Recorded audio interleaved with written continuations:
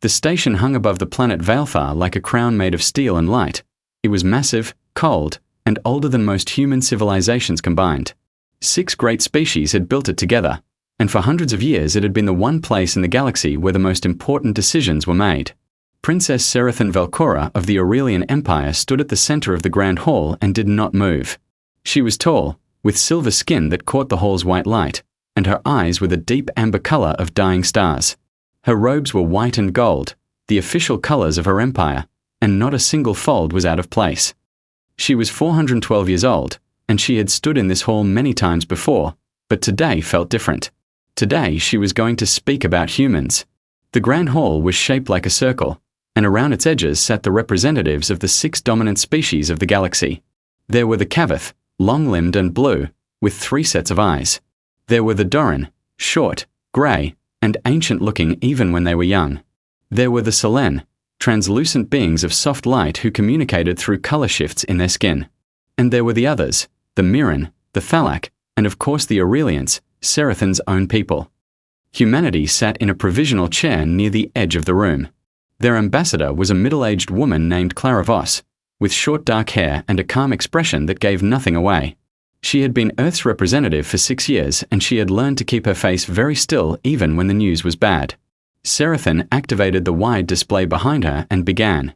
40 years ago, she said, her voice low and even, the conclave agreed to give the human species provisional status, a period of observation and goodwill. She let the room settle before continuing. I have spent the last 3 years studying them, their history, their wars, their science, their governments, their art, and their behavior under pressure. Another pause. My conclusion is not a comfortable one. The hall was very quiet. She walked her audience through the data with the patience of someone who had done this 1,000 times. Humans had fought over small pieces of land, wars that lasted decades over borders that ultimately changed nothing. They had built weapons capable of destroying their own planet and then spent a century arguing about whether to remove those weapons. They made decisions based on fear, on love, on anger, on feelings, rather than on logic or calculation. Their lifespans were absurdly short, 80 to 100 years on average, barely enough time to learn something truly important before they were gone. And yet, Serathan said, pulling up a new chart, they reproduce, expand, and adapt at a rate that is frankly alarming. A murmur ran through the hall. She was not finished. They go to war, and then they write songs about it, she said. They lose everything, and then they start again from nothing and call it hope. She tilted her head slightly to one side. They cry at music. They run into burning structures to save strangers they have never met. They send small machines to the very edges of the universe just to take pictures of what is out there, because they are, and I am using a precise term here, curious. She let the words sit in the air of the hall for a moment. In every measurable category that this conclave uses to judge species readiness, strategic stability, emotional regulation, long-term planning, resource management, humanity falls below the accepted threshold. She pulled up one final display, a wide graph comparing all 6 species across 15 criteria. Humanity's bar was short in nearly every column. They are, in all measurable respects, magnificent disasters. Ambassador Clara Voss did not move. She kept her hands flat on the table in front of her and looked straight ahead at nothing in particular. Serathan made her recommendation formally and without drama. Humanity was to be downgraded from provisional membership to protectorate status. They would lose their vote in conclave decisions, their fleet expansion rights would be frozen, and their diplomatic access would be reduced to observer level. They were not being removed from the galactic community entirely. They were simply being moved to a smaller chair at a smaller table, the way one moves a child away from the adult conversation when the conversation becomes too serious. The vote was called. It passed, 4 in favor, 1 abstention from the Mirren, 1 against from the Doran, who had always had a quiet soft spot for underdogs. Clara Voss was escorted from the main hall by 2 Aurelian protocol officers. She walked without saying a single word. At the doorway she turned back once, looked slowly around the room with an expression that was impossible to read, and then kept walking. The hall filled again with the low sound of 6 species talking among themselves. Some were satisfied. Some were uneasy in a way they could not fully name. A few kept watching the door through which the human ambassador had just disappeared, as if expecting her to come back with something to say. Serathan powered down her display and gathered her notes into a neat stack. A junior aide approached and informed her that she was scheduled for a diplomatic inspection tour of the frontier regions the following month, including a stop at the Aurelian-managed moon of Draker's 4. She nodded and wrote nothing down. She never forgot anything. Back on Earth, the news arrived in the early morning hours and spread fast. It moved first through government channels, then through every news network on the planet, then through every screen and every speaker in every home. People woke to headlines that told them their species had just been assessed by the rest of the galaxy and found lacking. The reactions were exactly what one might expect from humans. Some were furious. Some went very quiet and very grim. Some made jokes that were not really jokes. Some gathered in public squares and shouted at the sky. And some, in the way that only humans seem to do, got completely still and very focused, as if the news had not defeated them but had instead given them something specific to prove. In a military base on the northern coast of what used to be called Canada, a sergeant first class named Darian Cole read the headline on a shared screen in the mess hall, finished his coffee, set the cup down without a word, and went back to his work. He had a deployment in 3 weeks, a peacekeeping post on a frontier moon called Draker's 4. He had heard worse news in his life. The galaxy had made its decision about humanity, and the galaxy was watching now, the way a scientist watches something under glass, curious, detached, and fully certain of what it expected to see next. It did not occur to anyone in the conclave that humanity might not behave the way it was expected to. That was the first mistake. Draker's 4 was not a beautiful moon. It was grey and cold, with shallow craters and a thin atmosphere that smelled like rust and chemical dust when the recyclers weren't working properly. The colony there was mostly industrial, a mining operation that pulled heavy metals from the rock and shipped them out on slow freight vessels that came twice a month. The people who lived there were miners, engineers, and administrators. Most of them had been on that moon for years and had the look of people who had accepted that the view was never going to improve. There were about 800 of them spread across 3 connected habitat domes, and they went about their work quietly and without complaint, because the pay was good and the alternative was going home. Sergeant First Class Darian Cole arrived with his squad 3 weeks after the conclave vote. He had 11 soldiers under him, a mixed unit pulled together from 3 different battalions for this specific posting. They were not special forces. They were not decorated veterans covered in medals and glory. They were working soldiers, competent, professional, and completely unremarkable on paper. Cole himself was 34 years old, medium height, with a face that looked like it had been in a few arguments and lost at least one of them. Their official role was to assist the existing Aurelian garrison in maintaining order on the colony. The garrison consisted of 40 soldiers, professional, well-equipped, and privately contemptuous of the human unit assigned to work alongside them. The garrison commander, a tall officer named Thale Orn, had been polite to Cole exactly once, on the first day, and had not spoken to him directly since.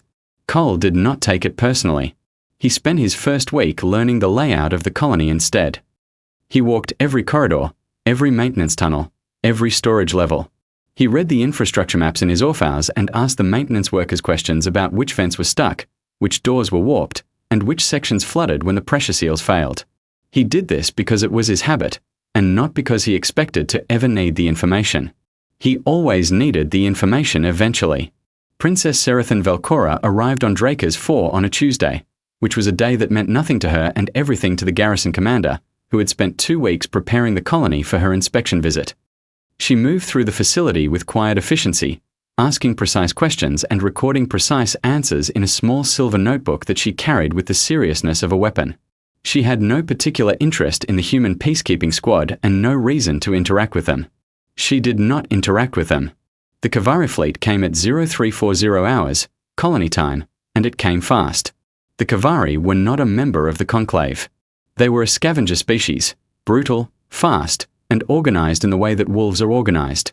No government, no formal diplomacy, just a shared understanding of how to take what belonged to someone else. They operated in Aurelian space illegally, but they were also useful to certain parties who preferred not to ask too many questions about their supply chains. The conclave tolerated them the way a person tolerates a bad smell, by pretending not to notice until the smell became impossible to ignore. The attack was silent and total. 6 Kavari ships dropped out of transit and were inside the colony's orbital space before the garrison sensors managed to trigger a single alert. The soldiers who came through the airlock first moved like they had done this exact thing before, because they had. The Aurelian garrison reacted within seconds, organized, trained, and precise in the way that 40 years of military discipline produces. It was not enough. The Kavari had superior numbers and complete surprise, and they used both without hesitation or mercy. Within 11 minutes, the garrison's command post had been taken, the main communications array was down, and Commander Thale Orn was dead on the floor of the corridor outside his own office. Cole was awake before the first alarm sounded. It was an instinct that had no name but had kept him alive in 4 previous deployments, a subtle wrongness in the sound of the air recyclers, a distant vibration that didn't match any maintenance schedule he had memorized, and he was already pulling on his boots when the alert screamed through the base. He had his team up and moving before the second alarm, pulling them out of their bunks and into the narrow maintenance corridor behind their quarters with the efficiency of someone who had planned this without knowing it. "Weapons and lights," he said, very quietly. "Stay off the main halls." He had 11 soldiers, 8 functional rifles, 2 sidearms, 3 hours of rations between them, and a large quantity of mining equipment that had not been designed as weapons but could, under the right circumstances, be persuaded. Through the colony's emergency comm channel, a basic system that ran on a completely separate power line and had not been taken down with the rest, Cole pieced together what was happening. The Kavari had taken the main habitat levels. They were rounding up civilians in Dome 2 under armed guard. Dome 3's life support had been switched to backup power after the primary relay was destroyed. And somewhere in the Eastern Administrative Block, a distress beacon was pulsing on an Aurelian Imperial frequency. Someone important was alive and trapped. Cole looked at his squad. They looked back at him in the dim red light of the emergency system. Private Yemi Adiz, 22 years old, had a small cut above her left eye from where she had hit the wall in the dark during the scramble. She wiped it with her sleeve and waited without being told to. Corporal James Hatch was already cross-checking the maintenance tunnel map that Cole had downloaded 3 days earlier out of sheer habit. Specialist Torres was tightening the strap on his rifle and saying nothing, which was what Torres always did when he was scared and choosing not to be. Cole did the math in his head. 11 soldiers against an unknown number of Kavari, no air support, no heavy weapons, and 6 full hours before the nearest Aurelian relief fleet could arrive in any useful capacity. He was quiet for 4 seconds. "All right," he said. "Here is what we are going to do." He told them the plan. The plan was not brilliant and it was not elegant, and it involved a considerable amount of crawling through ventilation shafts and the extremely aggressive repurposing of agricultural chemical containers. But it was a plan, and in the absence of anything better, a plan was enough to get 11 soldiers moving in the right direction. What no one watching the distress feeds that night fully understood, not the Aurelian analysts monitoring from a distant ship, not the conclave observers who received the emergency signal, not any of the professionals reviewing the sensor data afterward, was why Cole and his squad moved the way they moved. Not with the cold mechanical efficiency of soldiers following a doctrine designed by someone far away and perfectly safe. Not because they had calculated the odds and found them acceptable. The odds were not acceptable by any measure that any rational species used. They moved fast and angry and exhausted, and they did not stop. Because stopping meant leaving someone behind, and leaving someone behind was not something that Darian Cole had ever been willing to do. Not in 4 deployments, not on this grey and ugly moon, not tonight. The galaxy watched the emergency feeds and saw 11 humans going the wrong direction through the tunnels, moving asterisk toward asterisk the problem instead of away from it. It did not understand what it was seeing. Not yet. Hour 4 of the siege was the worst one. The upper levels of the colony were fully under Kavari control. Civilians were being held in Dome 2 under armed guard. Dome 3's life support was running on backup power after the primary relay had been destroyed in the first wave of the attack. The temperature in the lower maintenance corridors had dropped to just above the point where breathing became uncomfortable, and the emergency lights had begun to flicker in the way that emergency lights always flicker when things are going very badly. Serathin Velcora was alive. She had one arm braced against a cold storage container, a deep cut along her left shoulder from a piece of shrapnel that had come through the wall when the Kavari breached the administrative block, and a combat sidearm she had taken from a dead Aurelian guard who no longer needed it. Her translator unit was cracked and only partially functional. It could receive incoming speech and convert it to her language, but it could not transmit her words outward. She had made it to the eastern cargo storage bay on sublevel 3 by following emergency protocol and moving fast and not stopping to think too much. She was not panicking. She was assessing. The corridor outside the cargo bay went quiet, then filled with the sharp sound of something being hit very hard against a wall, then went quiet again. The door opened. A human came through first, a soldier, with a short rifle raised, scanning the room quickly before he moved all the way inside.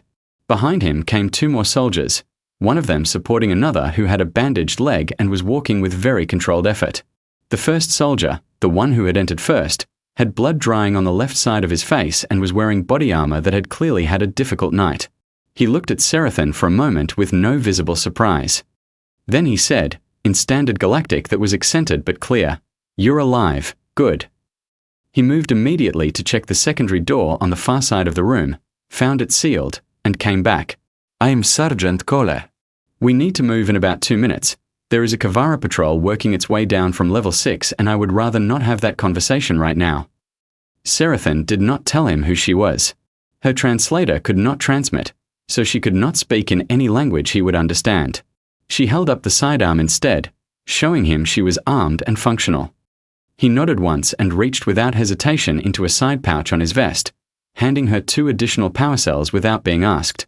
Then he glanced at the soldier with the injured leg, Torres, and said something in English. The translator caught it as, "How are you holding up?" Torres replied with something the translator struggled with but interpreted loosely as a complaint combined with a declaration of continuing ability. Cole grinned, actually grinned, and said something that the translator rendered as, "That is exactly what I thought," and then turned back to the map in his hand. He had a hand-drawn map on a torn piece of packing material. He was making small marks on it with a metal stylus.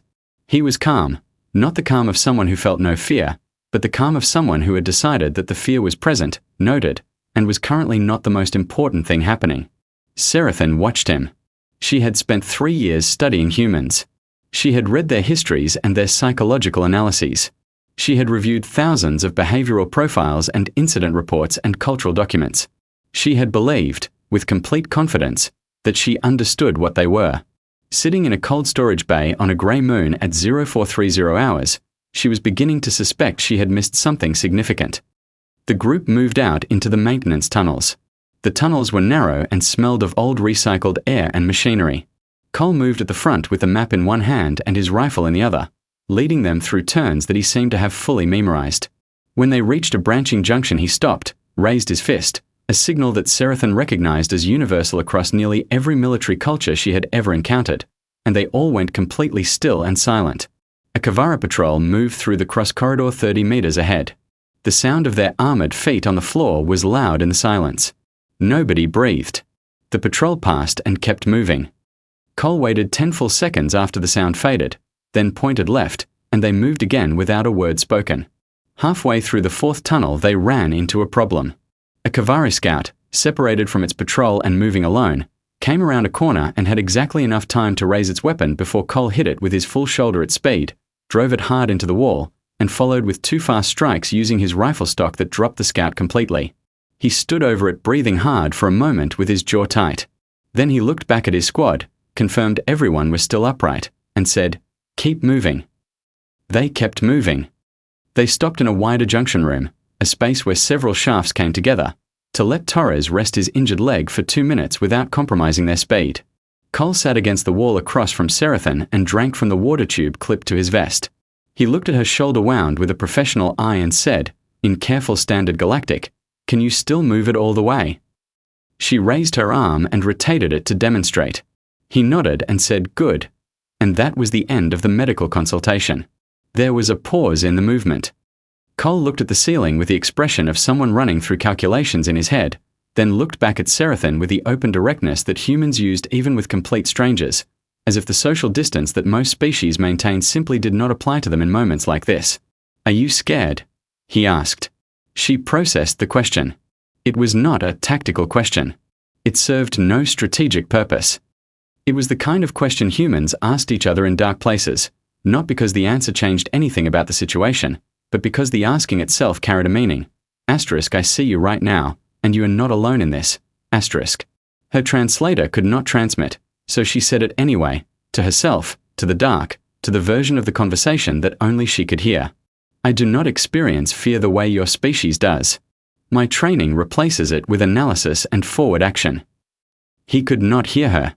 He watched her expression instead and seemed to understand the shape of the answer without the words.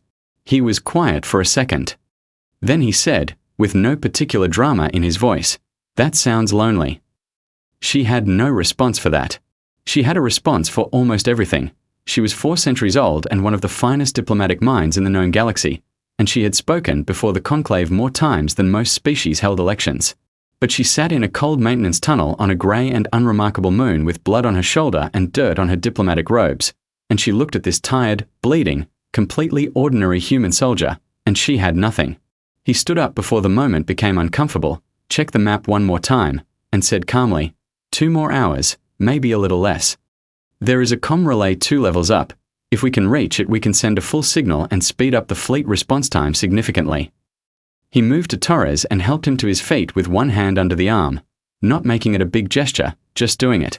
He handed the youngest soldier in the squad, Adiz, the only piece of extra ration bar remaining in his vest pocket. She had mentioned being hungry 43 minutes ago in a voice she had tried to make sound casual. He had said nothing at the time. He had been carrying that information quietly ever since, waiting for a moment when stopping to eat would not cost them anything. She took the ration without making it a moment. He did not make it a moment either. Then he looked back at Serathan, gave her one short nod, the kind that meant asterisk ready? Good asterisk, and said, "Stay close." She did. And in the 412 years of her remarkable life, she had never followed anyone so willingly into the dark. The Aurelian relief fleet arrived 6 hours after the siege began, which was exactly how long it had been calculated to take.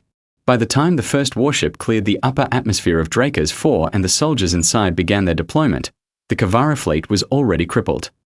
8 of the 12 Kavara ships had been disabled or destroyed, not by the Aurelian fleet, which had not yet arrived, but by a manually triggered detonation in the colonies or storage bay, 3 improvised explosive devices assembled from agricultural chemical containers and industrial pressure regulators, and the extremely aggressive repurposing of a maintenance drone that had been reprogrammed in the span of 40 minutes to fly directly into engine housings.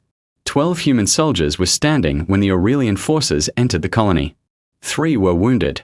1 was unconscious from blood loss but had a tourniquet applied correctly and precisely, and was going to survive. Darian Cole was sitting on the floor of the main corridor outside the medical bay. He had a medic kit open beside him and was applying a clean bandage to a cut on Corporal Hatch's forearm. When an Aurelian officer approached and told him that qualified medical personnel were now on site and available, Cole said, "Start with the civilians in Dome 2. We are fine here." The Aurelian officer was not accustomed to being told what to start with. But he looked at Cole's face, looked at the corridor, looked at the 12 humans who had just done something that his analysts were already struggling to explain, and went to Dome 2 without argument. Serathan Velcora was taken aboard the flagship Velsoran for medical treatment and formal debrief. Her shoulder wound was repaired in under an hour.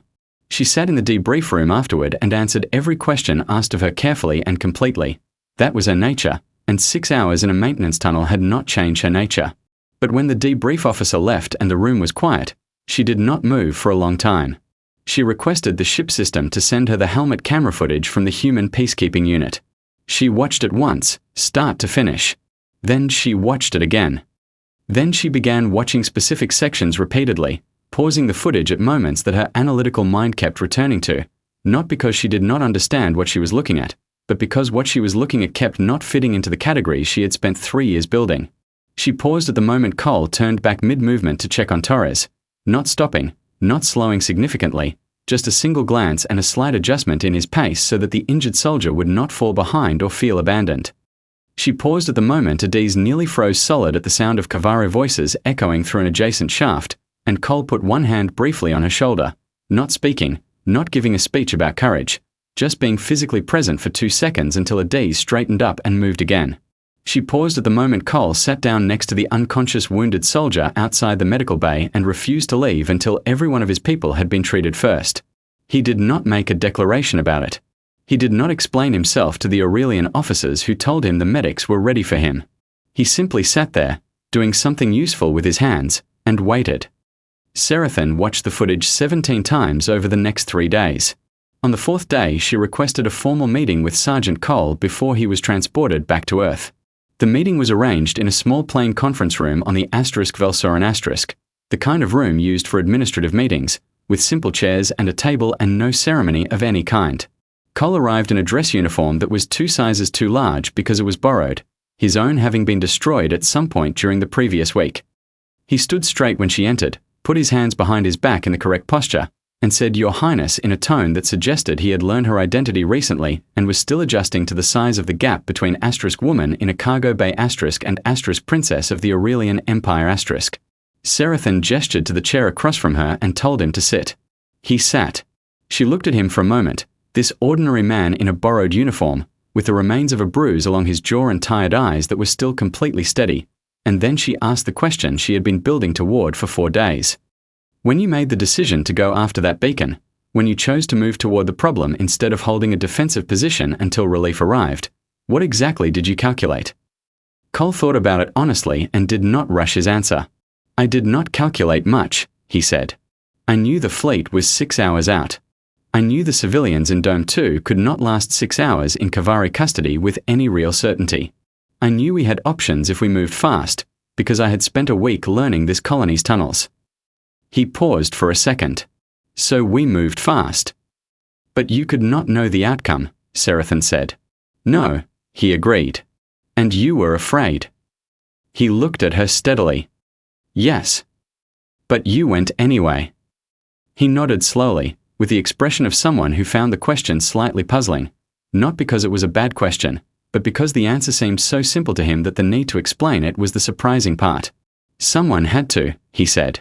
And I was the one there. Serathan sat with that for a moment. He was not extraordinary in the ways that the galaxy valued. He was not a strategic genius or a legendary warrior or a figure from a history book. He was a tired soldier in a borrowed uniform who had done something terrifying with no guarantee of success and no expectation of recognition, because it was the right thing to do and he was the person standing in the right place when the moment arrived. And somehow, that was the most remarkable thing she had encountered in 412 years. A week later, Serathan Velcora stood before the conclave again. She did not arrive with apologies or softened language or the careful diplomatic cushioning that most speakers used when delivering difficult information to powerful rooms. She walked to the center of the grand hall and stood the same way she always stood, straight and still and completely without flinching, and she began. I am not here to ask for your sympathy, she said. I am not here to argue that humanity is safe or stable or easy to predict. They are none of those things and I will not pretend otherwise. She let the room absorb that before continuing. I am here because I made an error, and I made it in front of this conclave, and the only correct response to that is to say so clearly and correct the record. The hall was very quiet. She pulled up her original data, the charts, the graphs, the 15-category comparison, and left it visible. Then she opened her new files and overlaid them, footage from Draker's 4, medical records, survivor testimony from the colony civilians, accounts from the Aurelian garrison soldiers who had been carried through maintenance tunnels by humans for hours and were alive because of it. I evaluated humanity, she said, using measurement categories designed for species whose greatest strength is restraint, calm, patience, slow calculation across long time horizons. She moved through the new data steadily. Humanity's strength is not restraint. Another pause, longer this time. Their strength is that they do not stop. She showed them what she had seen. Not the chaos that she had originally catalogued so carefully, but what asterisk lived inside asterisk the chaos. A species that felt everything with full intensity and moved forward anyway, not despite the weight of those feelings, but carrying them openly and using them as fuel. A species that laughed when it was terrified because laughter kept the people nearby from giving up. A species that had apparently made a collective decision, somewhere in its long history, that leaving someone behind was simply not a calculation it was willing to perform. My original assessment was not wrong because I lacked data, she said. It was wrong because I lacked understanding. She looked around the hall, at the Cavath, the Doran, the Selen, all of them, and said it plainly, I measured the wrong things. She formally retracted her recommendation. The hall erupted, voices overlapping in 6 languages, questions and objections and demands for clarification coming from every direction at once. Serathan stood in the center of all of it and did not move and did not flinch and did not rush to defend herself. She waited for the noise to run out of energy on its own. She had learned something in a dark tunnel on a grey moon, and what she had learned was this: sometimes the bravest thing a person can do is not charge forward with a weapon drawn, but stand completely still in a very loud room and simply refuse to be moved by the noise. The room eventually settled. She was still standing in exactly the same place. And the vote, when it was finally called, went the way it went. 6 months after Serathan Velcora retracted her recommendation before the conclave, humanity's status was formally and permanently restored. The vote was not unanimous. The Kavath abstained and 2 minor species who rarely spoke in conclave sessions voted against, but the result was clear and the result was final.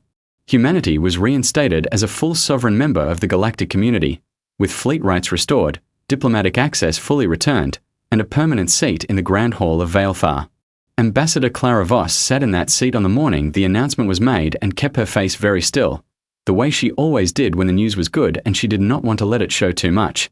But something had changed in the galaxy that was harder to measure than a vote. Before the siege of Draker's 4, the rest of the galaxy had thought of humans in a specific and settled way. Volatile, emotional, unreliable, chaotic, interesting to observe from a safe distance, perhaps, the way something small and fast is interesting to watch, but not something that required serious caution. Not something that would ever require recategorization. After Draker's 4, that understanding began to quietly come apart. It did not happen loudly. There was no formal announcement and no official declaration and no moment where the conclave gathered and said out loud, *, we have misjudged these creatures. *, it happened the way most important changes happen, slowly and privately, in the minds of individuals who kept seeing things that the old explanation could no longer cover. Reports began to accumulate in the databases of every major species. A human medical team stationed on the disaster world of Veth Minor had remained with their patients through a secondary structural collapse that every other species' emergency protocol clearly required evacuation from, and had pulled 14 survivors out of rubble that standard doctrine would have abandoned. A human diplomatic attaché at a trade negotiation that had stalled completely for 3 days had walked into the room on the 4th morning carrying fresh food for both delegations and an extremely bad joke, and somehow the talks had concluded successfully within 2 hours of his arrival. A human engineering crew on a failing orbital station had stayed on board past the established safety threshold to complete a critical repair, and had then loudly complained to their supervisors about not receiving overtime compensation for it. Case after case came in. Report after report. Other species began to pay attention in a new way, not with contempt, not with the old familiar pity, but with something that lived much closer to unease. The specific quiet discomfort of a predator that realizes it has been examining something incorrectly and does not yet know what the correct examination looks like. The Kavath Diplomatic Corps issued an internal memo, later obtained and widely shared, that described humans as *, unpredictably persistent in a manner that does not respond to conventional deterrence models *, and formally recommended that Kavath personnel involved in any joint operations with humans treat them as *, a category requiring dedicated ongoing study *. The Doran said nothing publicly, but their scientific journals began publishing a significant number of new research papers on human behavioral biology, stress response systems, and the neurological relationship between emotional intensity and physical endurance. The galaxy was, in its own careful and indirect way, beginning to revise its files. The position of Aurelian ambassador to Earth was considered, by most observers in the diplomatic community, to be beneath Serathan Velcora's abilities and her rank. She had served before the conclave for over a century. She was one of the most decorated minds in the Empire's long diplomatic history. Being sent to a single species home world, even as a senior full ambassador, was typically a posting given to someone younger, less experienced, or someone who had made a mistake that required a quiet reassignment. Serathan accepted the appointment without hesitation and without explanation. Her staff was baffled in the polite professional way that staff members are baffled when they cannot ask the question they most want to ask. Her peers were publicly supportive and privately confused. Her mother, also a diplomat, also ancient, also precise, sent her a formal message asking whether she was entirely well. Serathan replied that she had never been in better condition and that she believed the posting would be significantly educational. She meant it in a way her mother would not have expected. She arrived on Earth in the early autumn of that year and found it overwhelming in the way she had fully expected. Loud, layered, constantly in motion, full of smells and sounds that did not simplify themselves for visitors and did not wait patiently for anyone to catch up. Humans moved through their world as if the world owed them its complete attention, and the world, somehow, mostly agreed. She found that she liked it more than she had anticipated. She began her ambassadorial duties with the full seriousness she applied to everything in her life. She met heads of state and attended formal diplomatic functions and filed detailed reports back to the Empire on a regular schedule.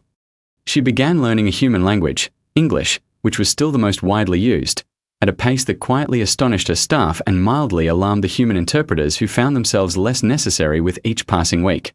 She was good at her work. She had always been good at her work, and Earth was not going to change that. But once a month, on a day she did not put in her official calendar and did not explain to anyone, she traveled to a small colony world 2 transit hours from Earth, a green planet, fairly new to settlement, with wide flat agricultural regions and a sky that was an almost offensively cheerful shade of blue that seemed to exist specifically to be pleasant. Darian Cole had been discharged from service 4 months after Draker's 4, a combination of his contract period ending and a firm quiet recommendation from his own medical team that he take a break that lasted significantly longer than 2 weeks. He had moved to this colony world not long after. He was growing things. Vegetables, mostly, in neat rows that he clearly tended with the same methodical attention he had given to the maintenance maps of a grey moon. And some kind of flowering plant that served no nutritional purpose and that he appeared to value anyway for reasons he had not explained to anyone. Serathan found him on her first visit in exactly the location his neighbour had said he would be, outside, on his knees in the dark soil, working with a small hand tool that required close attention to the ground. He had no idea she was coming. He had no idea she had been to this world before. She stood at the edge of his garden and watched him work for a moment. The afternoon light was warm. There were small insects moving above the planted rows. Somewhere nearby, another farmer was doing something with a vehicle that made a low, steady sound. Cole looked up, squinted against the light, and recognized her. A series of expressions moved across his face in quick succession: surprise, then confusion, then the particular settled expression of someone deciding to treat a very unusual situation as if it were perfectly normal. He looked at her coat, her formal diplomatic coat, the one with the Aurelian imperial insignia on the shoulder, and then at the garden around him, and then back at her. "You look like someone who has never pulled a weed in her life," he said. Serathan Velcora, 412 years old, princess of the Aurelian Empire, one of the finest diplomatic minds in the known galaxy, one of the most formally educated individuals in the Empire's recorded history, considered this assessment for a moment. "I have not," she said. He looked at her for a second with an expression she had come to recognize as characteristically human, the look that preceded an offer that was going to be made casually and without ceremony, as if the thing being offered was small, when it was not small at all. He moved slightly to one side and made room in the space beside him. She sat down across from him, not the way she sat in diplomatic halls, not with the careful posture of someone being observed, just sat, in the dirt, in the warm afternoon air of this small green world that smelled like growing things and rain from earlier in the day.